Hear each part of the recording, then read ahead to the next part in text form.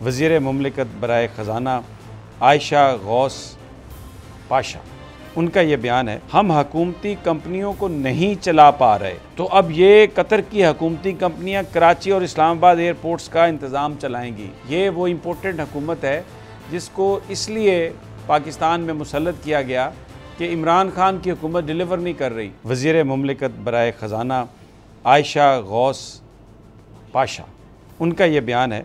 उन्होंने ये कहा है कि इस्लामाबाद में मीडिया से गुफ्तगू करते हुए, हम हकूमती कंपनियों को नहीं चला पा रहे, मुनाफा बख्श हकूमती कंपनियां भी खसारे की तरफ जा रही हैं।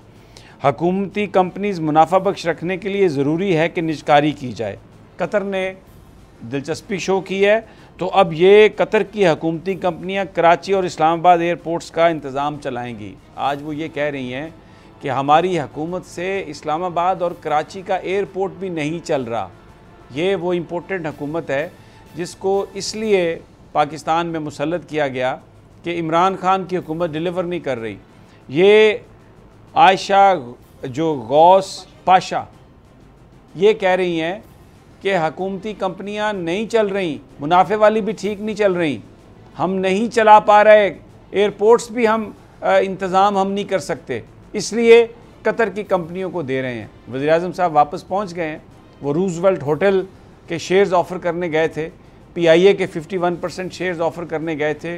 कौन सी कतरी कंपनी है, कौन उसका हिस्सेदार है, कितने में ये सौदा हुआ, इसके बारे में आपको अब कानून के मुताबिक कोई सवाल करने का हक़ नहीं है और अदालतों में भी आप इस हवाले से नहीं जा सकते। ये कानून पास किया है इस हुकूमत ने। और अब जो आयशा गौस पाशा ये कह रही हैं कि हुकूमत नहीं चल रही हमसे, इसलिए हम सब कुछ, ये ख़ास तौर पर ज़िक्र किया उन्होंने इस्लामाबाद और कराची एयरपोर्ट्स का, कि जनाब ये तो अब ये चलाएंगे, कतरी कंपनी चलाएंगी, हमसे तो ये सब नहीं चल रहा। मैं हूँ जैस्मीन मंजूर और आप मुझे देखेंगे सिर्फ गोल्ड पर।